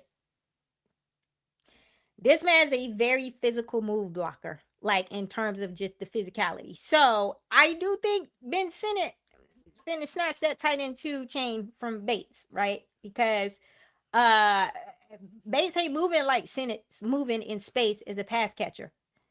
He's like Ben Sinnott's looking good. I don't know if Kay's still in the chat. Kay was at the practice. Ben Sinnott looking good, y'all. That's like he's stacking days and he's looking good. So like I think Ben Sinnott is going to be behind Chig. Every time I look up and he with the ones, he with the twos. They either passing it to Chig or Ben Sinnott. Chig or Ben Sinnott. Like those are 2 tight ends that they looking for with the ones. So like it's not like they spreading it around, y'all. So he getting just as much looks in the scheme as Chig. I think everybody thought Chig was gonna come in. We just gonna spam Chig. That's not this. That's David Blau don't get down like that. Everybody touches the ball. What about inline blocking? I don't know, y'all. I gotta see inline blocking with the pads on. Don't ask me nothing about the trenches.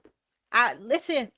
It's too many big bodies and I couldn't see. So I was like, I stopped caring about the trenches. The boy's too big, bro. Like all of them. And I don't think y'all realize how big that defensive line got. Like Javon Kinlaw settled in there with Javon Kinlaw. Deron Payne in there with Javon Kinlaw. Like he got some big bodies on the interior. I can't see nothing. And then they mugging on defense. So they got the big bodies on the line and then they bring them linebackers up in them gaps and had them mugging. I can't see nothing. So like I don't ask me about what none of these is. It is a mishmash of bodies just mashed up. And I can't see nothing.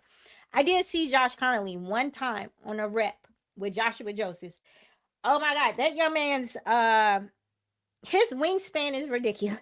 Like he had got his hands up in Josh Connolly. Josh Connolly couldn't get them arms on them pads, boy. Like that young man's wingspan is nuts, bro. Like I don't think he should be allowed to have been like that, get off speed and a wingspan. Like they can't get their hands on him. So that was the one time I was able to put my eye on the trenches, and that's what I saw. But anything in the interior, I don't know. It's a lot. So, but yeah, Ben Sinnott look good, y'all. So, how many tight ends do you think we're gonna keep? Back to that question. Cause you got okay. So I think it's gonna be Chick, Ben Sinnott, Bates.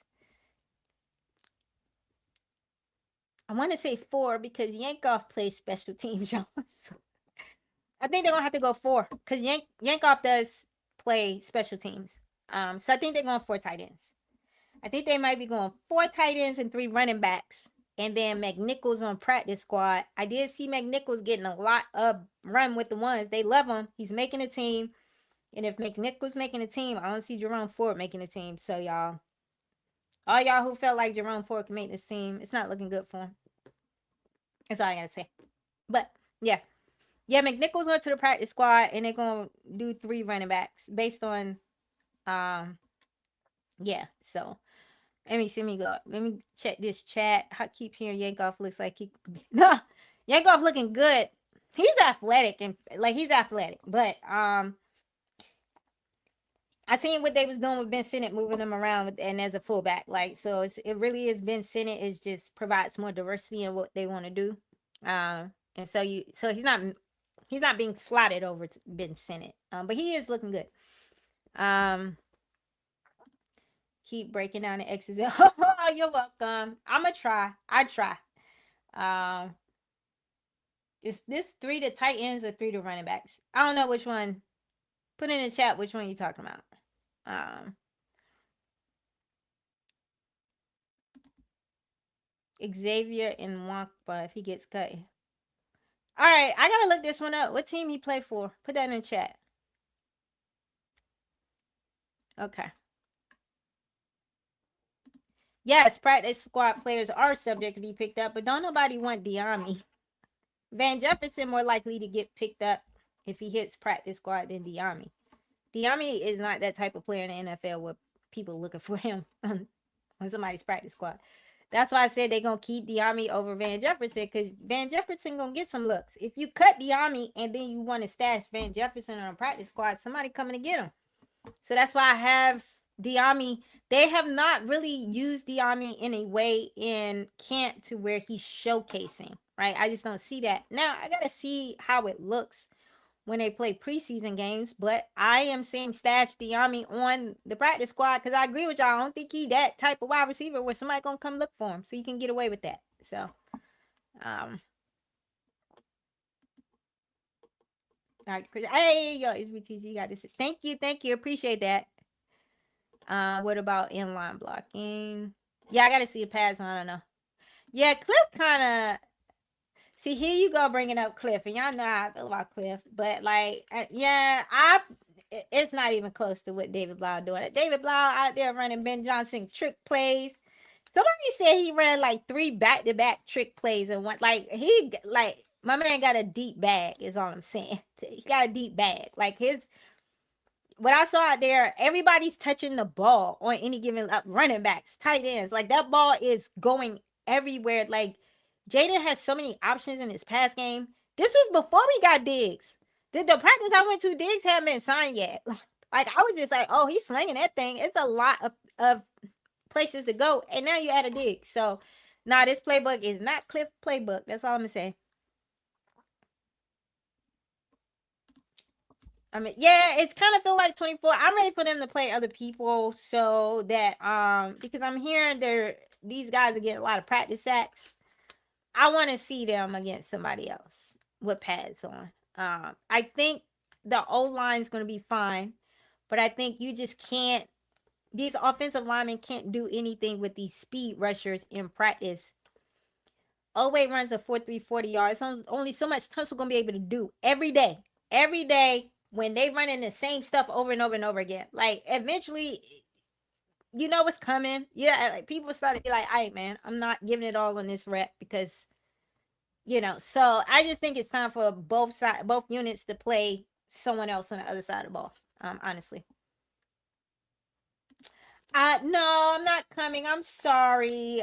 Because I don't live in DC. I'm in North Carolina. So I came home for I think Monday. I came home for Monday, went to that, and then I came back. So I'm looking forward to see people report out from that because I think that's gonna be a test. Malik Willis is a running quarterback, y'all. And then Devin Achane is one of them dudes in the run game, especially outside zone. So I'm looking forward to that game being kind of like a nice test for kind of what we're doing in run stop.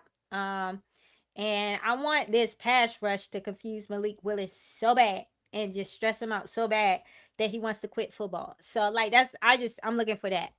Like we need to blow these dudes out. Like they stressing Jaden out in practice. We know Jaden one of them ones. I don't want to hear about Malik Willis catching us like we got to make that man want to quit football or rethink this starting quarterback situation that he got himself into. Like yeah, I don't want to hear nothing about Malik Willis and Devin Achane running all over us on defense. So that's what I'm looking forward to in the Miami joint practice. So, and they need to let our guys hit, bro. Like they've been holding Nick Cross back. Y'all ain't heard nothing from Nick Cross because they trying to keep Nick Cross from killing his teammates. My man pulling up. They making him pull up. The one practice I went to, the first day in pads, they put a leash on him. They had my man parked in the post the whole practice. Like they wouldn't let Nick Cross hit nobody. Like they was like, hey man, you the deep safety today. Like, so some of these guys are not playing like they're putting a muzzle on some of our players in terms of physicality. So I just want them to be able to play against other people so they can get that out. How do I like Cager versus Yankov? Yankov is going to. I like Yankov over Cager. Yankov, I think, is a gunner. I think he's got like athleticism and speed. So I think Cager hits the practice squad, honestly. So, yeah. Now listen, nobody plucking UDFAs off the practice squad. So nobody looking for Malik Spencer or like I don't. The talent is good. It's a high level of talent, but it's still not like. I don't think teams are coming to look for some of these guys. So, I could be wrong. Jaden Bradley might be someone they pluck. I'm not gonna lie. That's the one UDFA I am concerned about. I think we've been too loud about Jaden Bradley online too. We might need to chill out with that. If you're gonna hit the we might need to we gotta ease up on that if you don't want him to get plucked. Oh, this dude played for the Chiefs. Thank you. All right, I'm gonna go look for that. Man, I don't know. I didn't even consider them. He's a Rivera draft pick. I don't even think they even want them dudes around. They've been letting they've been cutting them or getting them up out of here. So I don't know. They might put him on the practice squad. I don't know. Or it depends on how deep they go in safety. He might make the 53-man roster.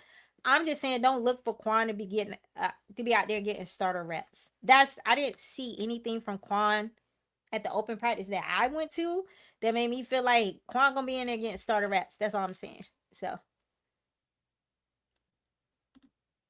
Yeah, the NFL and the rest of the world really don't know what's even brewing before that. Man, they on our tip now that we got Diggs, bro. Like, we got people all of a sudden now. Jaden got the best weapons. I think I saw that from the NFL on Prime. Yeah, NFL on Prime put up this graphic of look at all of JD's weapons. I'm like, be for real. Be for real. We added one player and all of a sudden we went from trash to class. So yeah, they starting to wake up over here. I'm telling you, that Diggs signing got people interested in us over here. I'm doing good, True Teller. How you doing?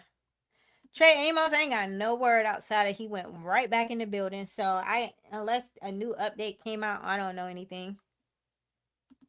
So, oh yeah. Me and Grant breaking out X's those. Yeah, man. I think I was on here killing all the coordinators. I was like, the coordinators would. Y'all know how I feel about no coordinators. I ain't gonna rehash it. Man, Trayvon Diggs gonna come in here and be like a morale boost for his brother and be on the sidelines and warm up gear if we do sign him. I don't want Trayvon Diggs. Like that's why I was like DQ talk about. I was like he gonna try to find a way to sneak Trayvon on his roster after cut down day. Like he gonna be like the Sam Hartman. He gonna be here for morale boost. You know how DQ is. Like I'm not even shocked we signed Stephon Diggs now that I think about it, because it was like Stephon Diggs played with Tunsil. Stephon Diggs played with Caleb, and then Stephon Diggs' brother is like one of Dan Quinn's favorite. He probably had so many people vouching for his character with the front office. So now that I think back on that, like I think the off-season shenanigans just came into play when they started negotiating the money. I don't think it kept people away from looking at him. I think it just made his value tank in that he didn't get the money he thought he was going to get. I did hear that somebody offered him $15 million. I don't know who it was. And then I also read that the Giants lowballed him. And I thought that was the funniest thing I ever read, because who the Giants think they are and who they think they got in that wide receiver room. to be lowballing some Stephon Diggs. I thought that was the funniest thing I ever read in my life. Like, how you let AP outbid you? You know how cheap you gotta be to let AP outbid you? That man's so cheap. So when I read that, I was like, the Giants not going nowhere. Because, I mean, your premier signing in the offseason was Odell Beckham Jr. Them motherfuckers went, like, we good on Diggs. We got Odell. Like, I don't know what's going on with the Giants.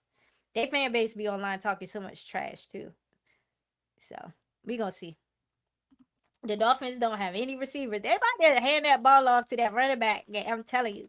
If I hear that we getting gashed in run game by Devin Achane and Malik Willis scooting out running the ball, I'd be so mad. Because that means we not run fitting and people not, we ain't got no eye discipline and people not run fitting. And we should be, our running backs are good enough to where we should have eye discipline and good run fit, right?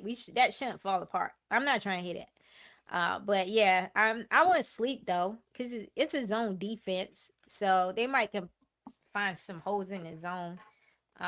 But yeah, I just want them to like.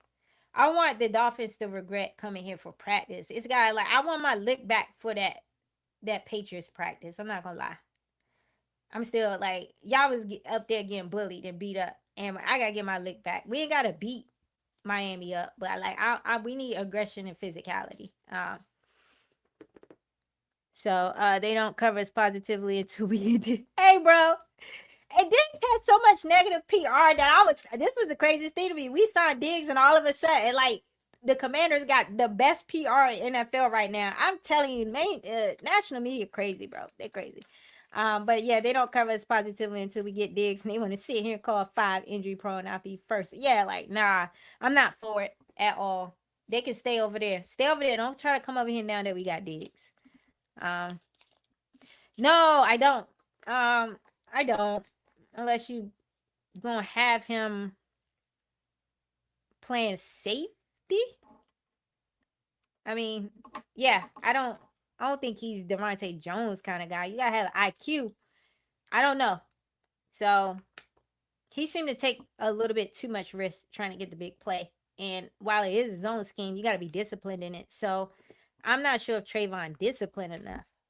That's kind of where I'm at. Yeah, I think Bill can do that. 1,000 yards and 8 yeah, the way this pass game gonna be married to this run game with all these passing threats, man, they definitely he gonna get 1,000.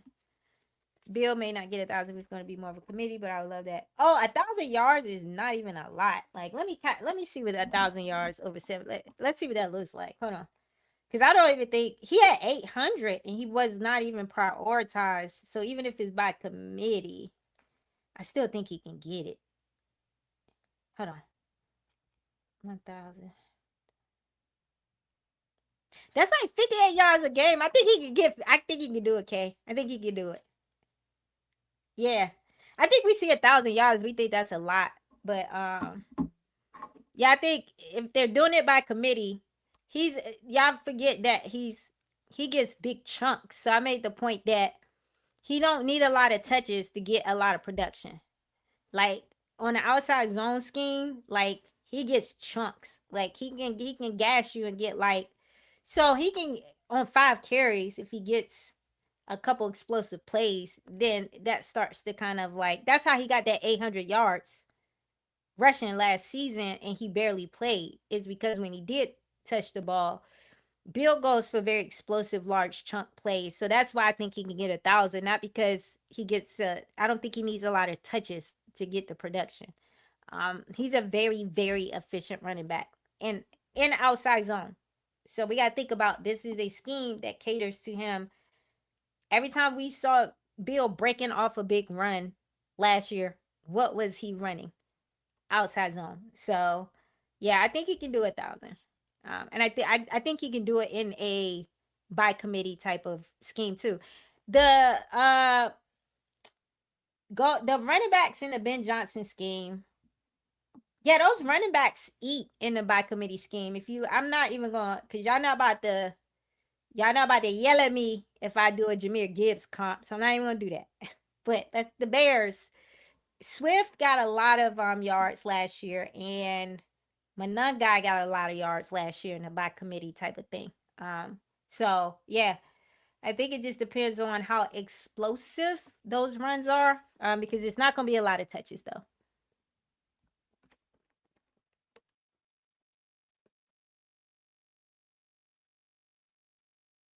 Yeah, yeah. No, I think the floor is 800, but I'm considering the fact that Bill didn't play a lot. Like they phased him out the scheme. So that's why 800 to me is his floor.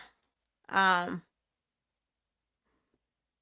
and with him not even getting looks, there was some games where like Cliff wouldn't even give Bill the ball until like the second half or something like that. But yeah, I would say, I mean, for all the gamblers out there, let's say the floor for Bill is 800 because we already saw him get 800. So if the floor is 800, then the ceiling is he can hit it. But to K's take, listen to K, it's by committee. And I think a lot of people, when they trying to do their little who do I draft in fantasy or whatever, be careful with drafting any of our running backs in fantasy because it is by committee. So on any given day, it could be a different running back that gets off. And that's, I know that makes people kind of like, I don't know. I would probably pick up Bill as like a bench player in fantasy, not a starter, if that makes sense. So yeah, I do agree with Kay on that. Be mindful that it is by committee. Um, so with no big chunks. Oh, I did have this. So let's talk about Mikey. I don't think. Okay, here's the thing with Mikey, and I need to sit with this. The new scheme does help Mikey. Um, I went in and I thought Mikey's supposed to be a high IQ player. So he's supposed to be a read and react DB that read coverages, and it's more about his IQ than his physical gifts. Uh, Mikey seems to be processing slow, in my opinion. So he's reading things slow. He's not getting, he never got out of his breaks. He's always been slow footed. I didn't realize this, but like he does things in a linear way.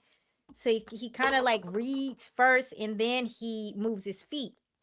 And there's a lot of people online like, bro has the DB technique of a safety. Like he kind of functions like a safety in how he kind of like moves. Like when you see a Meek, there's a drill out there with a Meek one-on-one with Antonio. Antonio gets him, but it's off the release. Like Amik is so quick in his feet, and he's able to, as soon as that wide receiver moves, he moves with the wide, it like instantly. He can, like, it's like he can walk and chew gum at the same time. So Amik can he can look at the wide receiver's feet and move at the same time with the wide receiver, or Amik can look at the quarterback and read the quarterback and move at the same time.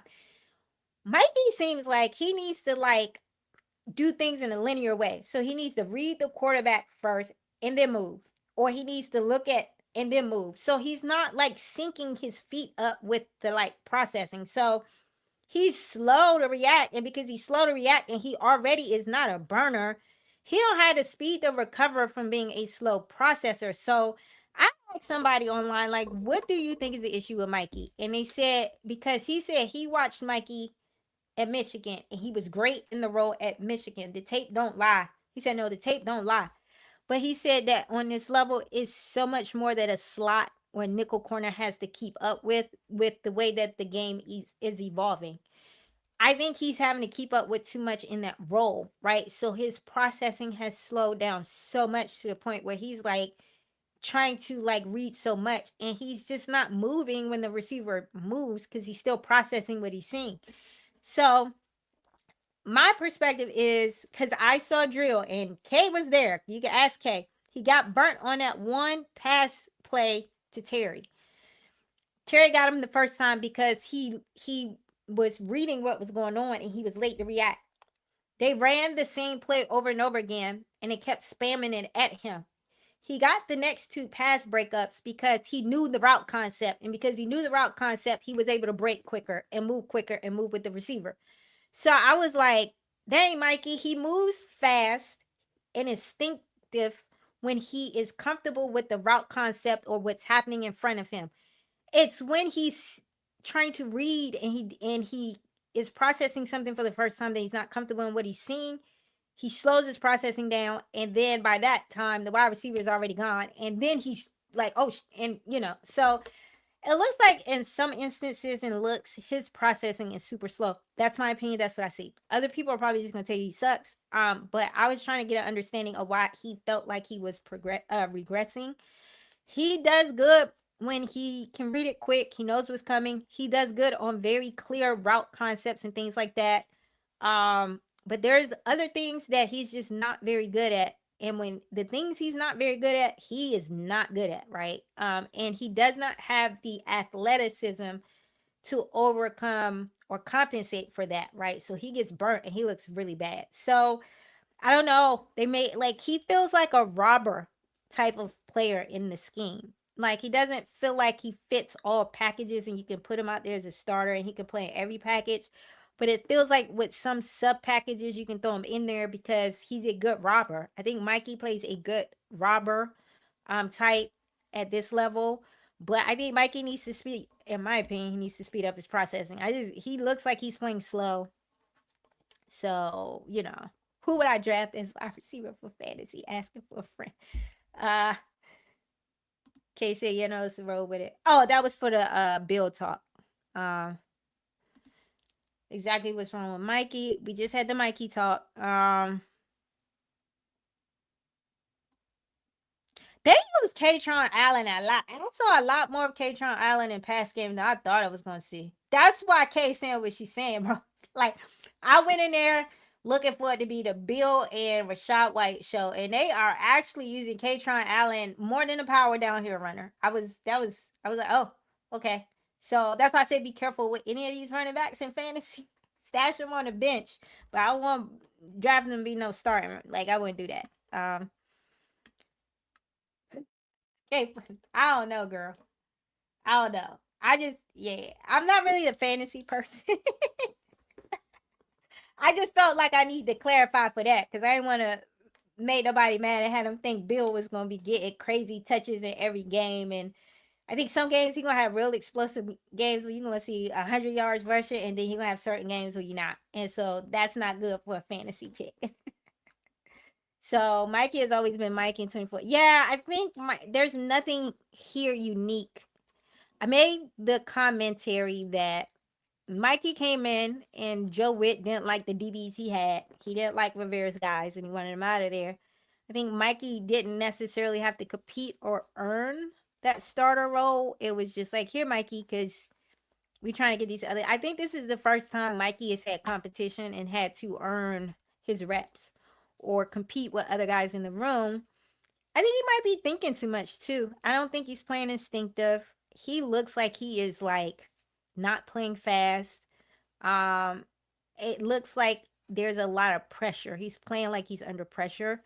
Um, and he said that in an interview that last year I was doing too much. I was trying like I think he's a type of player that like he is a smaller DB and maybe he feels that pressure of like not having the traits and things and like instead of just playing fast and free, he's trying to be perfect. He's trying to like and so I would like to see Mikey play more free and not think too much because he feels like he's processing slow.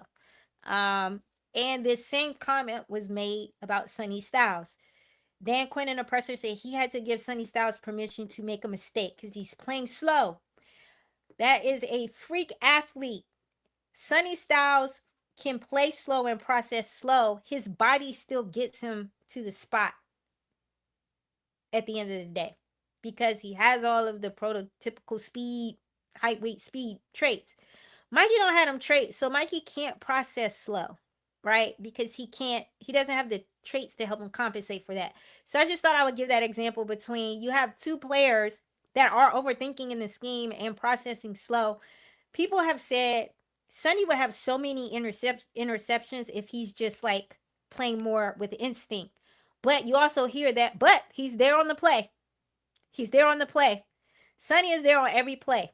He's just processing a little slow. When Sonny gets comfortable and he's not processing slow and it's more instinct, y'all gonna see that boy getting interceptions and things like that. So, or that man, I'm not gonna call him a boy. So I just think that's Mikey don't have the traits where he can afford to be a slow processor. So that's it. That's how I feel about Mikey. So truth about Mikey. Mikey can't turn his hits fast enough. Yeah, like he's not. That's the difference between him and Amik. And like I've watched him. Amik is shifty and twitchy. The feet get to moving. Like Amik got fast feet. So it's just he's short, right? So I mean, there are times where he's just gonna get beat on certain looks because Amik is great in the slot though because of he's a fast twitch DB, and you can tell he played DB too. As like that's the other thing with Mikey. Mikey's like a wide receiver converted DB. Like he hasn't been playing in that, you know. So we got listen, it's a lot of reaching and projects.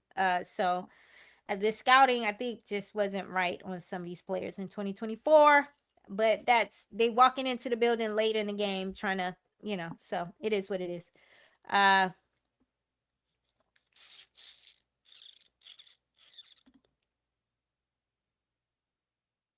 they got him playing off ball. He does good when he plays off ball. He is a NFL DB. He's not being played out of position. At the end of the day, he was drafted to play NFL corner. And he's in the room competing. He's got to show he can give you he got to show you he can cover on the boundary, and he got to show he can cover in the slot. Regardless of the look, there's two places for you to go, Mikey, the boundary or the slot. Now, if we saying he's a robber spy type, that's safety talk. You describing a safety to me. This sounds like a safety. Safeties rove and rob. Like corners got very clear assignments, and they do have to be responsible for man matching, whether you're in a zone or not. You still got man match. You still got to get out. You got to get out of. You got to move your feet and get out of your breaks, and you can't give up leverage. And Mikey's giving up leverage as a DB because he does not move his feet, right? So these are DB traits. These are things he has to do as a DB. It has nothing to do with how they're using him. We're talking about Mikey having slow feet and not being able to flip his hips. These are physical things you have to do as a DB, right? That has nothing to do with how he's being used in the scheme. So this is what's wrong with Mikey. The ball gets snapped. Just go find tape of him. The first thing Mikey does is put his arms out to reach for the receiver. His feet they're not moving. He snap the ball, receiver moves, the first thing he does is puts his hands up. No, you need to be moving your feet. Now go watch a rep with Amik. The first thing Amik does when the ball snap on these drills is he's moving his feet. His arms are not even involved. Mikey is not, he's processing slow, and then his feet are stuck like they in cement. So Mikey got to move his feet first and foremost, and then he got to flip his hips, but you're not doing that either. So these are kind of like things that like that has nothing to do with how he's being used. I think I need to make it very clear what is happening on the tape. When you look at tape with Mikey, he's not doing the DB things. And at the end of the day, he was drafted to be a DB. So he can't, you can't give up leverage. I don't care what type of coverage scheme. This is a off-ball zone leverage-based scheme. It's all about leverage and not giving up leverage to wide receiver. And Mikey's giving up leverage because he not moving his feet. So that's all. I mean, that's the only feedback I have, because this is not this. Devontae Jones is a defensive back. He played defensive back in college. He's a defensive back coach. He's been coaching defensive backs his entire career. So this is not Joe Witt. He knows how to use Mikey and get the best out of Mikey. But he can't make Mikey move his feet and process quick and flip his hips. He can't do that for Mikey. Mikey got to do that. So, yeah. But yeah, no. If you telling me a DB is a robber, that's what Quan was in Illinois, a robber. And that's why they was like, he's a slot safety kind of tweener. That's how Mikey looking. If I mean, all right, he looking like Quan. He got to break downhill. He got to have everything in front of him. And the only difference I'll give him between him and Quan is the IQ. I don't think Quan knows what he's looking at in front of him. Versus I think for the most part, when Mikey gets a handle on what he's looking at, he's good. It's taking him too much time to figure out what he's looking at. And by then, wide receiver already done got out of his release. And once the wide receiver sets up the stem and get out the release, you done as a DB. Like, because leverage rules. So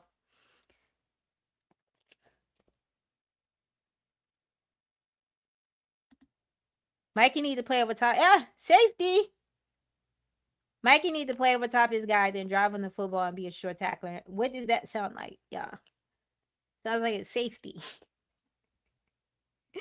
I ain't bringing in no Trayvon Diggs, y'all. Stop. Don't ask me about no. Nope, sure not. Y'all got Rasul Douglas over there. Y'all don't need Trayvon Diggs. Then y'all got Fabian got a interception. On Marcus out there throwing picks. I had to ask somebody, is Marcus staring at these receivers?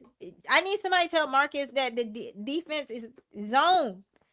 Like, Marcus, do you not realize they can see you, bro? Like, stop staring these receivers down. Like, he's throwing picks all over the place. Mikey. I don't even think he got the range. Like, I would say put him back there, but I don't even think Mikey fast enough. Pinch nerve. Oh, so you might have been asking the question. So pinch nerve lasts at least 2 to 3 weeks, depending on the individual. It's off and on pain. It depends on how a person moving around cellular agent right now. Oh, thank you. I appreciate it. Yeah, no. Man, I was up moving around working and stuff. When I had sciatica, I could barely walk. But I was driving myself to work. So I'm just telling you, you can make it through on a pinch nerve. The muscle strains kind of get me. So let's just hope it's a pinch nerve. They get that man a nerve blocker. So, damn. So we out on Mikey. I'm not out on Mikey. Mikey got to stack days and earn it. The things that I said Mikey needs to work on are things that Mikey can fix. Move your feet. Stop reaching for the receivers. Stop giving up leverage. Get those hips flipped, Mikey. Process a little faster. But it's a new scheme. It's a new scheme, and he's processing a little slower because it's a new scheme. But I think at the end of the day, even if Mikey's not your starter, that is a high-level depth piece in terms of he gives you inside-out versatility. I think he can pinch hit for you in either role. I'm not sure that he is a down-in, down-out consistent player, and you want him out there down-in, down-out. He's a good backup. And if he finds some special teams utilization, Mikey gonna have to do a little bit more than play DB in this new regime. When I say new regime, I'm talking about the new coordinator switch. Yeah, like, I mean, talent level. Y'all, they added more talent to the room. That's what we wanted. We wanted more talent in the room. And so he's not looking like the most talented cornerback in the room on most days. So, but I'm not out on him. I'm not saying cut or release him. We don't have that deep. Like, all right, Trey, Rasul Douglas, and then after that, Trey, Rasul Douglas, Amit. That's 3 corners. Mikey can be cornerback 4. And then you got Fabian. So, like, nobody advocating for, like, trading or releasing Mikey. The room not that deep, y'all. And if you got a cornerback that has inside out versatility, that's a nice backup depth piece to pinch hit.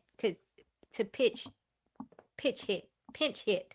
I mean, if someone goes out, he could just come in and give you some spots on the boundary. And I just made the case that maybe he didn't have a competitive process to earn the starting job to begin with Joe Witt.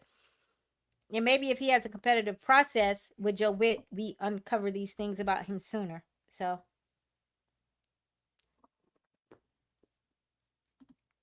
Mikey gonna be all right. I agree. He good. He not playing to a level where you cut him. I'm just saying, don't be surprised if you don't see him getting as many starter reps or snaps in this new scheme. I think we all thought this was a scheme that was going to blow up Mikey and be better for Mikey because it's zone and it's off ball. But even playing in zone, you still got to do the DB things, right? So scheme is set up nice for him to be successful. Now he just has to do the DB things consistently, you know, I think you can rely on Mariota against everybody else's defensive scheme except ours in the Vikings. It's zone. So he's just looking at his receivers. And because he's staring his receivers down, throwing interceptions. But not too many people running what we run. Not too many people run on the back end with the Vikings. Like, so up against other schemes, the back end coverage might not give him as much of a fit. I think he's struggling with our particular back end coverage. I don't think it's necessarily something that's a symptom of him no longer being able to play backup quarterback at all. So yeah.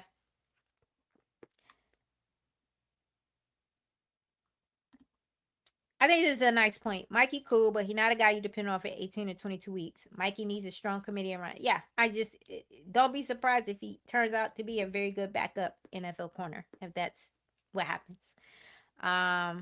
And yes, Trey Amos gotta get on the field, bro. Like, what is at this point? I'm like higher on Mikey than Trey Amos. Y'all want Trey Amos to be quarterback one so bad. Like, hey man, like he gotta show me.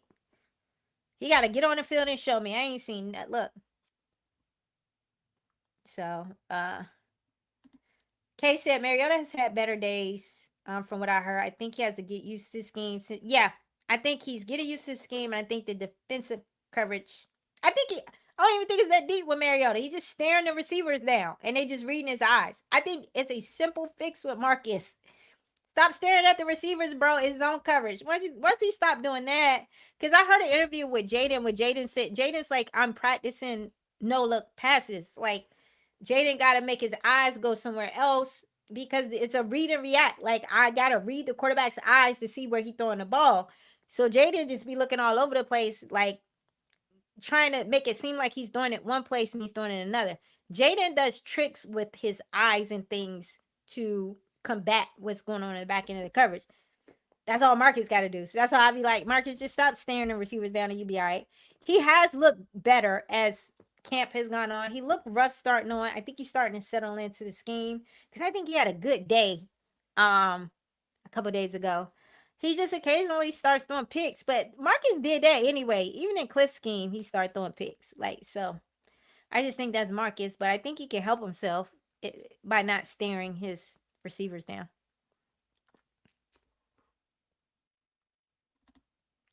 That young man got to do more than flash before I call him cornerback one. I seen up against JSN. I seen him like, hey man, it's cool you locking down. You got to lock down wide receiver ones. And you got to lock down other people's elite tier guys, right? And yeah, it was a little iffy sometimes last year. I did. JSN had that boy looking bad, but I'm shooting him some bail because I seen what JSN did to that whole Houston secondary. They were ready to fight that man on the sideline. So like it's JSN. But for me to feel that way, you gotta stack them kind of like you got yeah. Yeah. Neighbors had my like look who was throwing Neighbors the ball though. Like, I'm not trying to beat back all your arguments, but like he got to show me this year, bro. Like he not cornerback one till he earn it. That's why we in this situation with Mikey. We just giving people starting quarterback roles. And like Amos got to earn the cornerback one. That's a lockdown corner role. And my man got injured half of last season, and he can't get on the fit. Like he gotta stack some days in camp. He gotta stay consistent. So let's just say right now he is a very good cornerback with a ceiling, with cornerback one potential. But I can't do that right now, seeing how this turned out with Mikey. So I gotta see it. Yeah, it's just the small sample size. I feel you. There you go. All right. So, all right. Well, we had 2 hours, y'all.